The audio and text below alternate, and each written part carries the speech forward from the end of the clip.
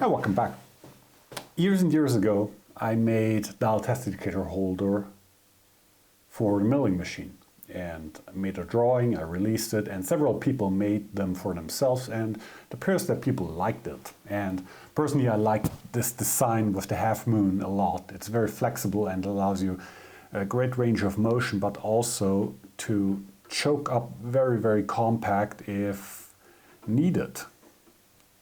What I always was missing on this design, which basically is a copy of the Mitutoyo dial test indicator holder, but what I always was missing was a fine adjuster. And for way too long I was thinking about how to incorporate a fine adjust. I was thinking about having a flexure fine adjust up here, but that got fairly bulky, and then I tried to incorporate it into the lower dial test indicator holder. That's what I ended up doing, and you see the result here. And I'm fairly happy with it. I'm testing and using it for the last few days, weeks now, and it's really working out quite well.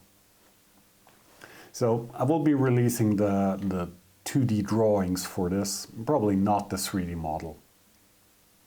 So you absolutely can and should make one for yourself if you so desire. I will probably not make and sell these because they are absolutely not optimized for for manufacturing. They are optimized so I like it. So this is what I came up in CAD. You see the dial test indicator down here. Here is the fine adjustment element. It has a fine threaded screw here with a threaded bushing glued into the body of the fine adjuster. This is a purchased part. The screw, the nut, and the knob are purchased. There is a flexure slot cut along here, so it can bend along this short section here. A dial test indicator is clamped with this dovetail up here. Ignore the mismatch in the 3D model. This is just a this is just a representation of the dovetail, so I know it's there, but the real dimensions are determined when cutting the dovetail. The half moon shape, pretty standard, but what's very different is the shank portion up here. I decided to incorporate the same eccentric shank that I have on my low profile dial test indicator holder to allow adjustment for the center line between the spindle and the stylus of the dial test indicator. That's important when you want to use it for edge finding or very small diameter work. Otherwise you get a weird tangent contact between the stylus and the work. Also, there's this large disc shape of the body, and this is just to have something to hold on to rotate it. This will have a nice straight knurl all the way around, so it's nice to hang on. Oops, that's wrong. That's the correct one. The shank is held in place with 3 set screws that are radially 120 degrees apart, and the shank itself has a V-groove cut into it, and the set screw presses with a matching tip on this V-groove. But you might notice that the thread is offset a little bit downwards, so it only presses on this lower flank of the V-groove, so it pushes or pulls the shank down onto the face and creates a really solid connection. The hinge pins are this design with a short tapered seat and a precision guiding diameter behind here, just a knurled nut on the other end. Rather simple. Oh, one detail, the fine adjuster down here has a carbide insert, so the set screw doesn't push up against the semi-hard steel of the body of the indicator holder. So let's start with the shank portion up here. Let's isolate it. Already did most of the turning and milling off camera because that's just very simple work, to be honest. It's an annoying part. I will give you that, because I have to remove a lot of material and it's absolutely not optimized for manufacturing. It's kind of an annoying shape if I had to make this for a customer.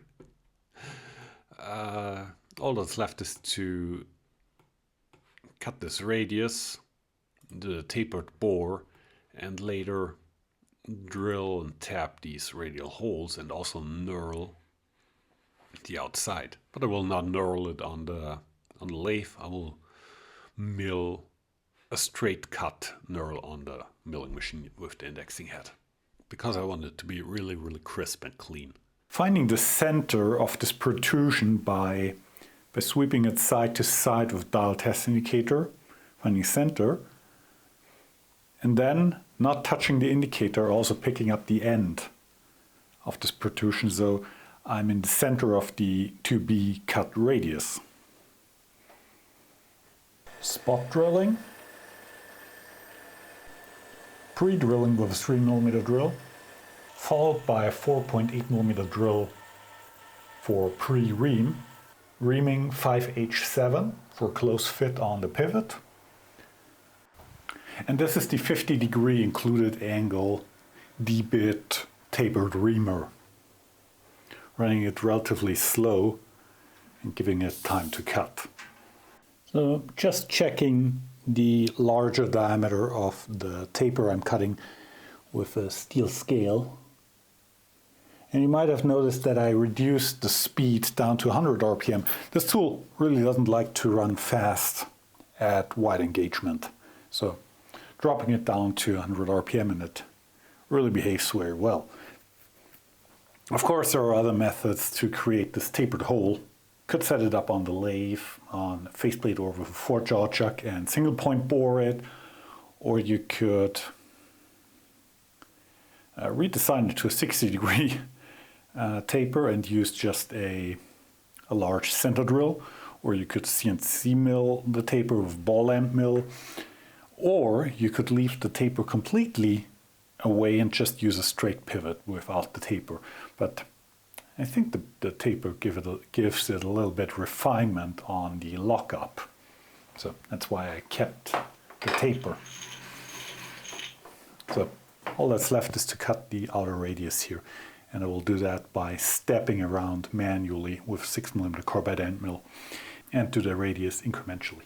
I ground this D-bit many years ago out of an old high-speed steel end mill. And I used it for the first indicator holder that I ever made, and it's still going strong. Setting the DRO for radius cutting, we have simple radius or complex radius. We're going for complex radius. We're working in the XY plane because that's the two axes that we're moving.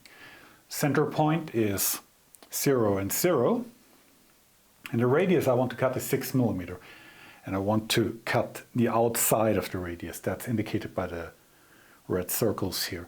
When I go here, I can flip that around, so we would cut the inside of the radius. But we want to cut the outside, so we'll leave it like this.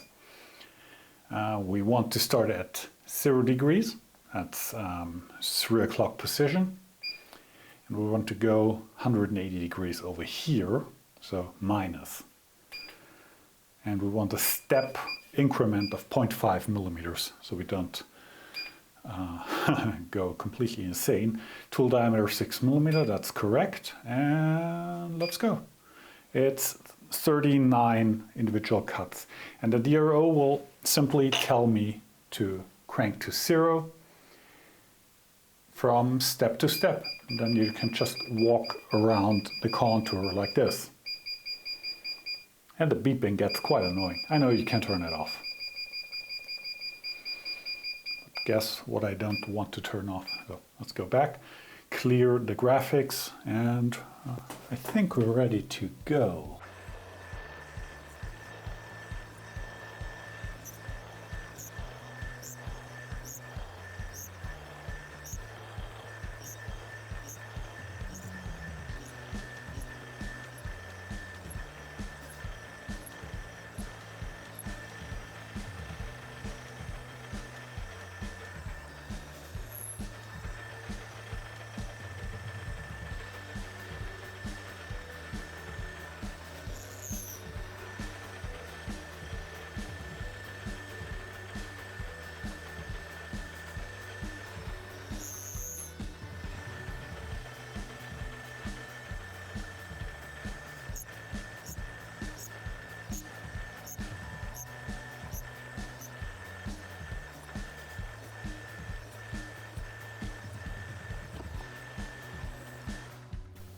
Okay, there it is. According to the timer on the camera, this radius took about 5 minutes to cut. You could, of course, also set this up on the rotary table after you drilled the hole and use the hole as a center reference for lining up the center of rotation on the rotary table. But I figured in this case, why not have some fun and do it very manual way. I will, of course, blend the scallops from the radius cutting later with on the bench. Next part is the half moon. This is very simple. Starts out as a full ring. I cut the ring on the milling machine from a piece of plate stock, just sawed it in half and drilled the 2 holes. And now I'm cutting the end radii. I have a small arbor here, just reach out. It's set up for run out already. And now I'm centering the mill spindle over the small register diameter. I'm doing the method where I rotate not only the indicator but also the part to cancel out any remaining runout error. So I start over here, look at the dial test indicator, spin by 180 degree, check over here, and the same in the Y direction. And that way it cancels out any remaining runout error of the arbor. But that's pretty good. I'm just rounding the end of a part here. So dial test indicator can go away. And yes, I'm aware of the irony of using a dial test indicator holder to make a dial test indicator holder. If you want to make one yourself, you have to work around this problem. But you all are clever people, so you will figure it out. So the half moon here, this started out as a ring that I milled on a rotary table, drilled the holes and then just sawed it off. Gave me a free spare one if I ever make a second one. But for now I'm going to make one and play with it if I hate the new design or if I go back to my original design. The holes are reamed 5 millimeters and the arbor is a close fit on this 5 millimeter diameter. So by bolting it down here, when I engage the worm drive of the rotary table or indexing head, now I can round over the ends of this part. We could of course also do what I have done on the other part and do the incremental approach using the DRO, but let's do something different. Well, show different approaches. I'm not going to cut it full tangent because it's kind of hard to do a nice clean tangent. Then you would have to look at the dial very precisely and stop exactly. I will cut the radius a little bit oversized and just flushes out into nothing. That's a neat little trick to round over the ends. I will sketch it up in a second after I've cut this one.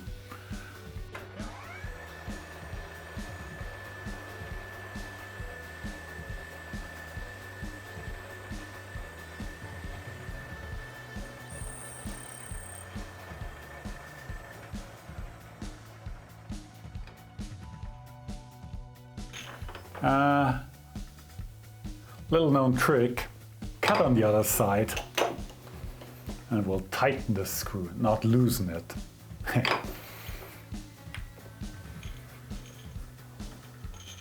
That's always a little bit troublesome. Or put a second clamp out here.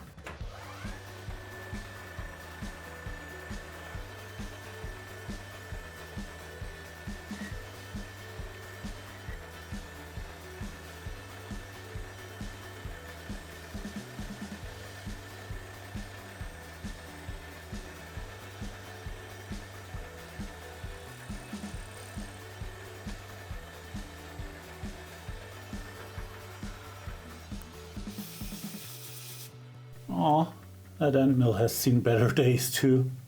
Little end rounding trick. I think I learned this from one of the engineers I'm working with because he designed a part with that already in mind and I appreciated that very much. And when I talked to him, he was like, "Oh, you're the first person to ever notice it," and kind of stuck to my head. So if you have, say, a 10mm wide piece and you do a perfect tangent radius end with half the parts within radius, you get a perfect tangent point here. That means when you walk your end mill around the part, you have to stop exactly at the 90° or 0° position, exactly when you're tangent with the straight section here. And doing that on a manual mill with a rotary table requires a little bit of skill, and it's honestly a pain in the you-know-what to do. You have to look at the dials, and you have to be very, very careful to hit the spot and not over-travel, because the moment you over-travel, imagine you're continuing this circular motion, you are left with a gouge. You're gouging into the straight section here. So that's hard. That's hard to do. That's a lot of work, and in most cases, if this is only for the aesthetics, it doesn't really matter. So what happens when we make, instead of a 5mm radius, a 5.1mm radius? Well, we still take our end mill, we walk around, and there is a contact point here. That's basically the moment you are square to this transition point from radius to straight. At this point, when you move on, there is no more material, and then you have all this space here before you hit the straight section here and gouge it. But that's plenty of room to just eyeball your transition. You move, you cut until you don't see any more chips created, or if the cutting noise changes, then you just stop hand cranking and retract the tool out away from the material. So having this little bit of extra material, 0.1mm, is really not very much. That's even within standard tolerances in many cases. Even if you do like 50 microns, 5.05, that gives you plenty of room here to have a little bit of an area where you do not gouge into the straight section, and nobody will ever notice it. If the radius has not a strict function like a cam surface or part of a motion system that rides on the radius, then it's super critical to get it right. But for just rounding the ends, model engineers, this is what you can do to make very nice connecting rod ends. So that's my 5 cents on rounding the ends of parts. Okay, first one done. Let's change over to the second one. It's just an M3 screw holding the part to the arbor, so that's the reason why I have to climb mill and push the part into torquing the screw down more. There's only so much holding strength in this little screw. But that's fine.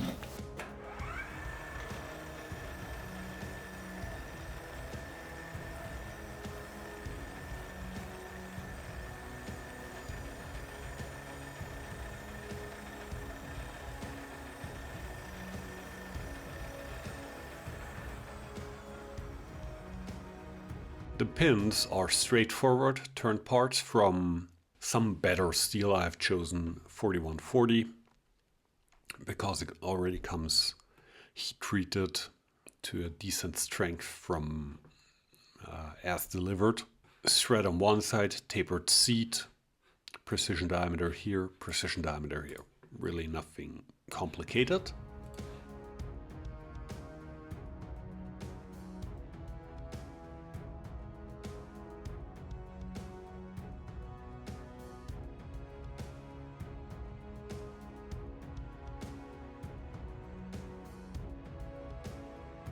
The pivot pin, there are 2 of them, similar parts, are a simple and straightforward turning project. I have chosen to use 4140 in its quenched and tempered condition, which is It's heat treated for toughness, not hardness.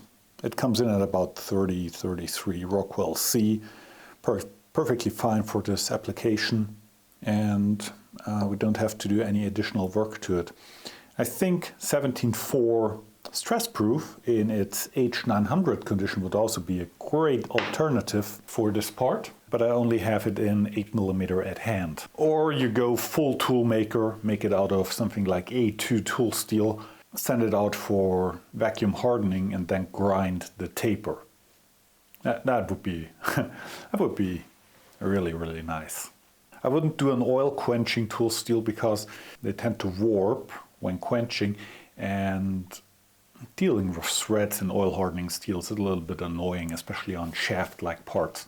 A air hardening tool steel like A2 would be a good choice here.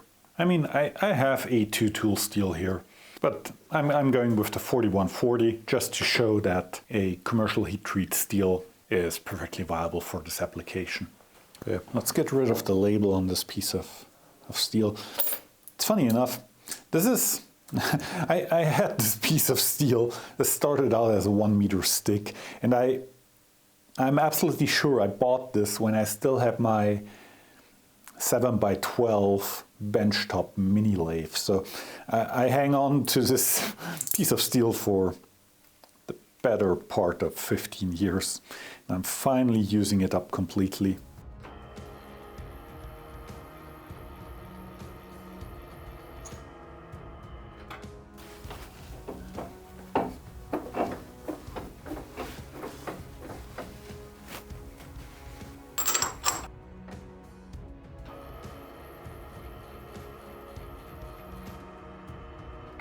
I need to set the compound to 25 degrees to cut the 50-degree included angle taper on these parts. And since I don't trust the dial on the angle setting here too much, well, it's in 1 degree increments, so I could hit 1/4 of a degree. Quite reliable, but I would like it to be a little bit better. So I'm using one of these angle parallels here, setting it up here on the compound, putting a ground magnet behind it so it's aligned with the travel of the compound. Then I can just indicate on the angle block here for alignment. You might have seen me do the same thing with a sine bar, but since this here is an even number angle, 25 degrees, don't need to muck around with the sine bar. These blocks are plenty accurate for what I'm doing here. Okay, let's do some quick indicating here. I'm starting here on one end of the angle block, and I'm slowly cranking over, and I see that the needle is dropping. That means the compound needs to go this direction, so I just give it a gentle nudge. It's still dropping. Giving it another nudge. Ran out of travel on the angle block. Start over again on this side. This time putting the needle on a convenient number, because we're already very close. Yeah, that.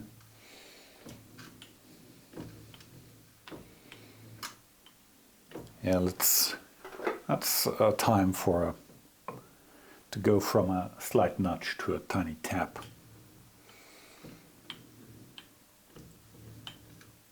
Yeah, I'm fine with that.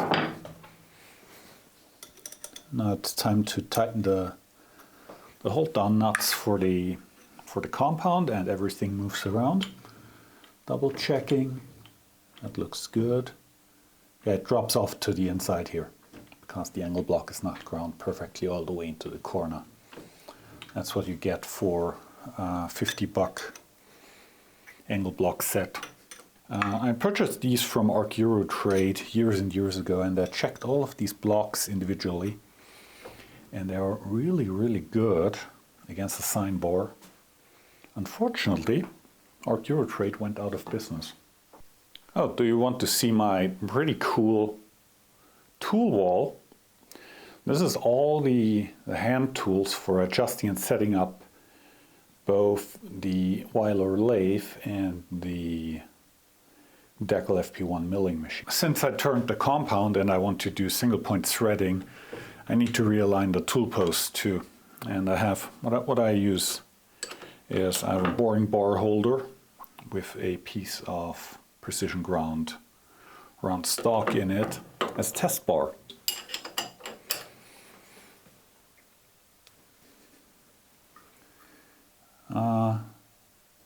The multi-fix tool post has 40 positions that you can angle or align it. And in my mind, that's a marketing gimmick. This is from a time when you used high-speed steel tools with a funny geometry that you needed to get somehow into engagement with your work. With modern insert tooling, you rarely get a case where you want to nudge your tool over by 7.5 degrees. So dropping, that's fine. That's well within the repeatability of the multi-fix. I'll tighten it down. And yeah, I lose all my tool offsets if I do this. But honestly, re-establishing tool offsets is so quick, not a big deal. It's just more a matter of having multiple tool offsets. So when I use now 5 tools at this compound setting, I can have all 5 tools stored. It's really not a big, let's see, sometimes when you have to turn the compound like this, you run into both travel and clearance issues on certain machines, especially on small lathes like this, but looks fine. So I'm using a CNMG insert to rough out the step. Then I'm following up with a DCMT tool to do the finishing, thread relief, and taper turning. Hello? Be nice.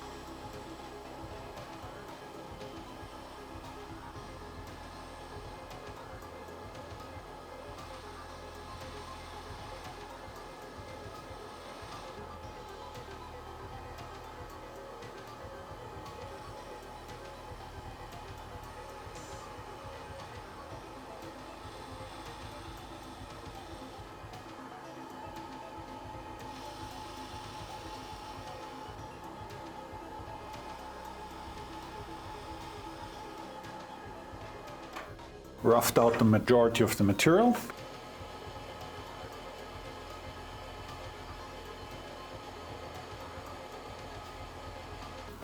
And the surface finish is not brilliant here, but that's, in my experience, what you get with 4140 on small diameters and slow spindle speeds.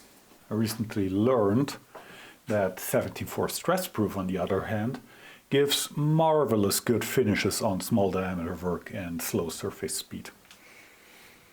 But as I said, don't have 10mm diameter stock of 74 at hand. But I will definitely stock up on the material. You might, yeah, I recently learned about it and I'm very much in love with the material. And I'm pretty sure that a lot of commenters down there will say the very much same. Okay, time to turn the taper. There is a little bit of a step between the cylindrical diameter here and the taper. I'm not sure why I designed it like that, but I'm keeping it for the sake of adhering to my own drawings. Oops, that was more oil on the collet than on the part.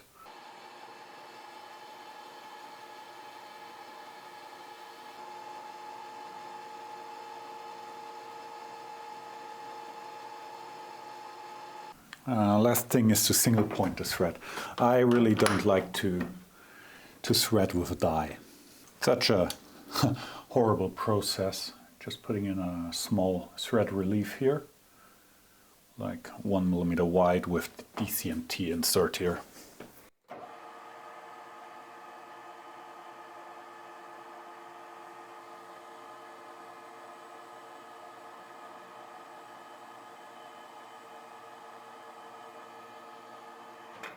There's the thread relief, putting a small chamfer on it.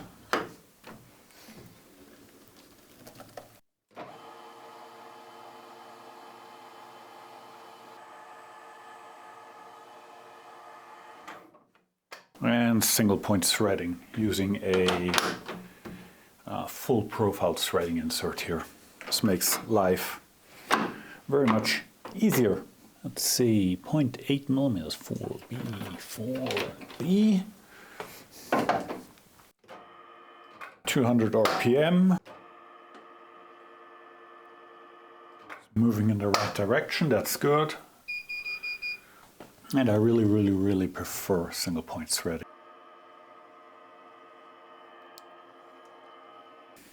Now it's just a matter of threading and infeeding until the thread is fully cut. Could measure it with wires, but with full profile inserts, once you are touching the OD of the stock, that's to size, or once the insert is cutting the stock to the actual size, because not only cutting the thread itself, but it's also forming the top of the thread. Once that's like 10 to 20 microns under nominal, that's usually fine. And I'm straight infeeding because I do not believe in the 30 or 60 degree diagonal infeed for small threads. It's pointless for threads that small.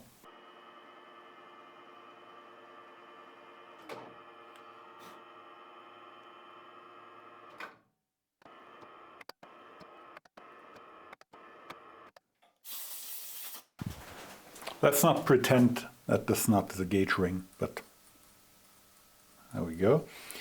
And just for the fun of it, we can also do a thread wire measurement. Just to give you an idea of that I'm not off too far. Thread wires look like this. It's a pack of wires. And depending on the pitch, you use a certain diameter of wire, and then there is a constant factor that you add to your root diameter of the thread. That's your dimension over wires. So we have a M5 thread, that's a 0.8 millimeter pitch, and we need to use a 0.6096 millimeter wire. That's a 24,000 inch wire. This I bought this in the UK, so that's the reason why the measurements are a little bit mixed up between imperial and metric, but that's working fine. And let's see, I need, so M5 thread, standard pitch is a root diameter, or a pitch diameter, excuse me, Flankendurchmesser is 4.48. Let's put that. And we need a correction factor, that's the constant, of 1.136 plus 1.136. So that results in, I'm not going to do that in the head, that's 4.48 plus 1.136. That's a diameter over wires of 5.616. Okay, and with that measurement over wires, now we take our wires, and people will show you all sorts of funny tricks how to measure over wires without dropping the wires, and my trick is to just not drop them. I take two of the wires, I get them on the underside of the thread, and I just hold them in place with the micrometer, pushing upwards with the micrometer. Take my second wire, drop it above, and I can very easily measure my dimension over wire, and it's hard to read for you. It's 5.596 compared to 5.616, which is the nominal size. Pitch diameter. This is perfectly fine. This is let's not do math on camera. It's about 25 microns undersized, and that's for a thread. Without looking up the thread tolerance, it's probably perfectly fine. Also, it's for in-house use, so nobody cares anyway. But I want to show you wire measurement, and that you do not need any fancy tricks to hold the wire in place. Yeah, you can glue the wire with a little bit of grease in place or something like that, but I don't find that especially necessary in most cases. So editing Stefan here, trying to add some context. As you can see from the tolerances on the screen, my measured pitch diameter on the thread I turned is out of tolerance by 4 micron. Just wanted to throw that in before somebody comments. But does it matter in this case? No, not at all. But would it pass QC if it was a customer part? Could cause some discussions. So be very careful there. Threads are surprisingly undersized in a lot of cases to pass their dimensional check. Also, for my defense, I rarely do thread wire measurements. Most of the threading I do is checked with hard gauges, means go and no-go thread gauges, thread rings.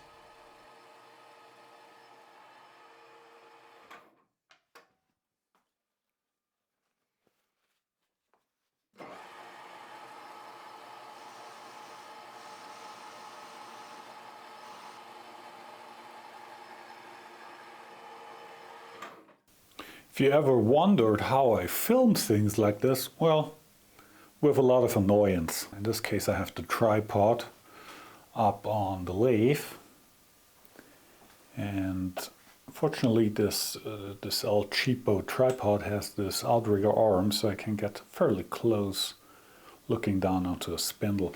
Of course it's in the way of everything, but it's fine. I'm usually filming only a short time, and then I'm back to machining without the camera in the way. But end of the day, I would like to build something like Robin's camera arm. I'm not interested in any of the camera gantry that are mounted to the building. I think that's taking away a lot of flexibility, and I just don't like it. So I like a mobile solution like this. Off camera, I just turned these two pivots to length and added the 5mm spigot on the opposing end. And this is a tight sliding fit on the reamed holes of the half-moon segment, like this. And the pivots are, of course, a close fit in the shank portion of this device. The pivots will be bonded permanently to the half-moon segment with Loctite 648 high-strength bearing retaining compound, which is a really good glue for permanent assemblies. It's a chemical press fit, but on small diameter parts a good press fit is hard to do. A good shrink fit is even harder to do on small diameters. Usually ends up with burned fingers and tears. Loctite 648 solves all those problems. It's not a crutch, it's a really good technical engineering solution for small diameter parts. Don't let anybody else tell you other just because it's glue. No, it's a really good solution. Unfortunately, I have to split those videos up. It will get otherwise a ridiculous long video. I know I make very long videos, but there is a limit of what I want to subject people to, and I will split this up in 2 videos. So I hope you enjoyed this first part. Thank you all for watching, and I'll be back.